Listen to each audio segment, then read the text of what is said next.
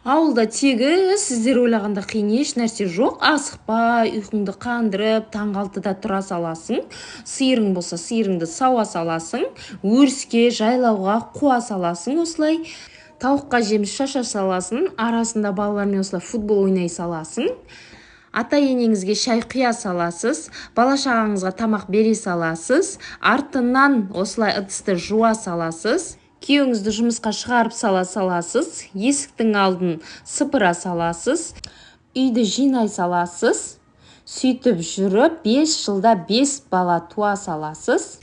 Жаялық кірлерін жуа саласыз. Қонақтарыңызды осылай күте саласыз. Нан ашытып наныңызды пісіре саласыз. Кешкі тамақты жасай саласыз. Жет-желпеңіз болса пісіре саласыз. Арасында қайнаған шашын ала саламын. Бала-шағаңыз болса садиктен ала саласыз. Мусор памперстер болса далаға зырылдап отырып шығара саласыз. Қолыңыздан келсе көршілеріңізге система сала саласыз. Қар болса қарды күрей саласыз. Даладағы тұрған туалетті сыпыра саласыз. Машинасы күйеуіңіздің кір болып қалса осылай суды шашып жіберіп жуа саласыз. Балаларды бір мезгіл далаға шығара саласыз. Сөйтіп ата-енеңіздің шайын беріп, күйеуіңізді күтіп алып, жатқызып, асықпай таңғы 4-те жата саласыз. Ұйқыңызды қандырып, таңғы 6-да тұра саласыз. Осылай универсал келін бола саласыз. Болды, қиналатын еш нәрсесі жоқ.